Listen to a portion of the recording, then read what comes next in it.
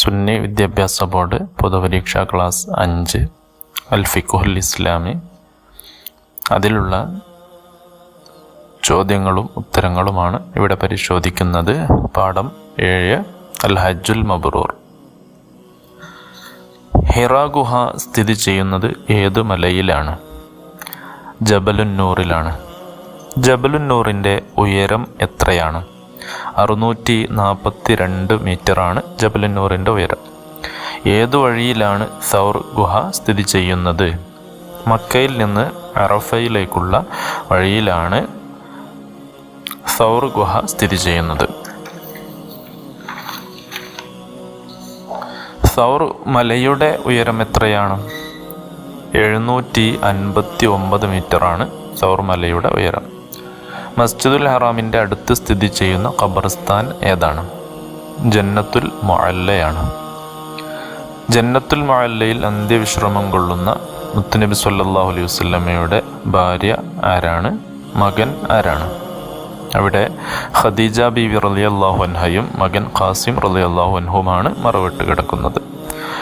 ആയിഷ മസ്ജിദ് സ്ഥിതി ചെയ്യുന്ന സ്ഥലം എവിടെയാണ്?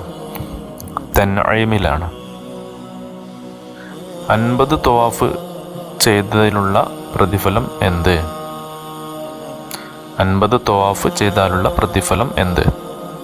ഉത്തരം: പ്രസവിച്ച കുഞ്ഞിനെ പോലെ പാപമില്ലാത്തവൻ ആയിത്തീരും.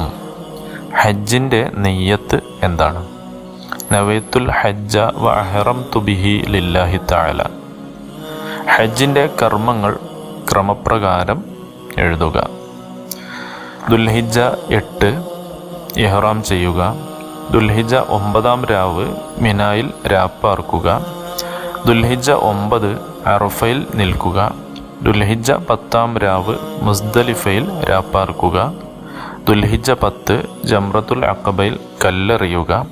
ദുൽഹിജ്ജ 10 ബലിയറുക്കുക. ദുൽഹിജ്ജ 10 മുടി മുറിക്കുക. ഈ മൂന്നും ദുൽഹിജ്ജ 10 തന്നെയാണ്.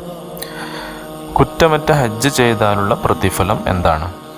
നവജാത ശിശുവിനെ പോലെ പാപരഹിതനാകും. അയ്യാമുത്ത് തശ്രീഖിൻ്റെ ദിവസങ്ങളിൽ സുന്നത്തുള്ള കാര്യങ്ങൾ എന്തെല്ലാമാണ്? മിനയിൽ രാപ്പാർക്കുക. ഓരോ ദിവസവും ഓരോ ജംറയിൽ കല്ലെറിയുക. വിടവാങ്ങൽ തവാഫ് ചെയ്യുക. അയ്യാമുത്ത് തശ്രീഖിൻ്റെ ദിവസങ്ങൾ ഏതെല്ലാം? ദുൽഹിജ്ജ 11, 12, 13 എന്നിവയാണ് അയ്യാമുത്ത് തശ്രീഖിൻ്റെ ദിവസങ്ങൾ. വലാ ജിദാല ഫിൽ ഹജ്ജ്. ഹജ്ജ് വേളയിൽ തർക്കം പാടില്ല. ബറകാത്ത്. സുന്നി വിദ്യാഭ്യാസ ബോർഡ് പൊതുപരീക്ഷാ ക്ലാസ് 5 അൽ ഫിഖുൽ ഇസ്ലാമി. അതിലുള്ള പാഠഭാഗങ്ങളാണ് പരിശോധിക്കുന്നത്. പാഠം 8 വജബത്ത് ലഹു ഷഫാഅത്തി. അതിലുള്ള ചോദ്യങ്ങളും ഉത്തരങ്ങളുമാണ്. 1. മസ്ജിദുൻ നബവിയിലെ ഒരു റക്അത്ത് നിസ്കാരത്തിൻ്റെ പ്രതിഫലം എത്ര? 1000 മടങ്ങ്. സ്വർഗീയ പൂവനങ്ങളിൽ പെട്ടതാണ് ഏത്? മുത്തുനബി സല്ലല്ലാഹു അലൈഹി വസല്ലമ പറഞ്ഞു, എൻ്റെ ഖബറിൻ്റെയും മിമ്പറിൻ്റെയും ഇടയിലുള്ള സ്ഥലം സ്വർഗീയ പൂവനങ്ങളിൽ പെട്ടതാണ്. സ്വർഗീയ പൂന്തോപ്പിൽ വെച്ച് നിസ്കരിക്കുന്നത് ആരെയെങ്കിലും സന്തോഷിപ്പിക്കുന്നുവെങ്കിൽ ഇവിടെ വെച്ച് നിസ്കരിക്കുക. നബി സല്ലല്ലാഹു അലൈഹി വസല്ലമ പറഞ്ഞതാണ്. ഔലിയാക്കളുടെയും പണ്ഡിതന്മാരുടെയും മാതാപിതാക്കളുടെയും കുടുംബക്കാരുടെയും ഖബർ സിയാറത്ത് ചെയ്യുന്നതിൻ്റെ വിധി എന്ത്? സുന്നത്താണ്. മുത്തുനബി സല്ലല്ലാഹു അലൈഹി വസല്ലമയുടെ അരികിൽ അന്ത്യവിശ്രമം കൊള്ളുന്നത് ആരെല്ലാം? അബൂബക്കർ സിദ്ദീഖ് റളിയല്ലാഹു അൻഹു, ഉമർ ഇബ്നുൽ ഖത്താബ് റളിയല്ലാഹു അൻഹു.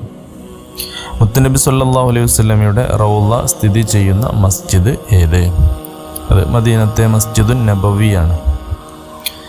മസ്ജിദുൻ നബിയുടെ അടുത്ത് സ്ഥിതി ചെയ്യുന്ന ഖബർസ്ഥാനി ഏതാണ്? അത് ജന്നത്തുൽ ബഖീ ആണ്. ജന്നത്തുൽ ബഖീൽ അന്ത്യവിശ്രമം കൊള്ളുന്ന മഹാരഥന്മാർ ആരെല്ലാം? ഫാത്തിമ റളിയല്ലാഹു അൻഹ, ഉമ്മഹാത്തുൽ മുഅ്മിനീൻ, അങ്ങനെ തുടങ്ങിയ ആയിരക്കണക്കിന് 10,000-കണക്കിന് സ്വഹാബാക്കൾ അവിടെ അന്ത്യവിശ്രമം കൊള്ളുന്നുണ്ട്. ഇവിടെ വെച്ചുള്ള നിസ്കാരം ഒരു ഉംറയ്ക്ക് തുല്യമാണ്. എവിടെ വെച്ച്?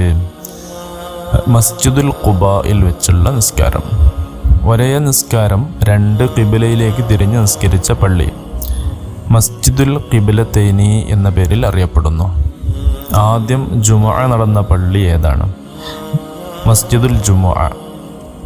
ഉഹദിൽ അന്ത്യവിശ്രമം കൊള്ളുന്ന 2 മഹാരഥന്മാർ ഹംസത്തുൽ കറാർ റളിയല്ലാഹു അൻഹു, മുസ്അബ് ബിൻ ഉമൈർ റളിയല്ലാഹു അൻഹു. അതുപോലെ ഇനിയും മഹാന്മാരുണ്ട്. മദീനയിൽ നിന്ന് ബദറിലേക്ക് എത്ര കിലോമീറ്റർ ദൂരമുണ്ട്? 158 കിലോമീറ്റർ. ഇനി 2 ഹദീസുകൾ നോക്കാം. മൻ സാറ ഖബരി വജബത്ത് ലഹു ഷഫാഅത്തി. അതിൻ്റെ അർത്ഥം എൻ്റെ ഖബർ സിയാറത്ത് ചെയ്താൽ എൻ്റെ ഷഫാഅത്ത് അവന് ഉറപ്പായി.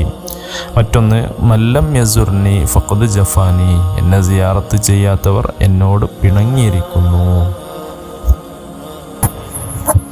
ഈ ചാനൽ പരമാവധി സബ്സ്ക്രൈബ് ചെയ്യാനും അതുപോലെ ഈ ലിങ്കുകളെല്ലാം സുന്നി വിദ്യാഭ്യാസ ബോർഡ് 5ാം ക്ലാസ് പൊതുപരീക്ഷ വിദ്യാർത്ഥികളിലേക്കും ആവശ്യമുള്ള മദ്രസ ഗ്രൂപ്പുകളിലേക്കും ഷെയർ ചെയ്യാൻ മറക്കരുത്.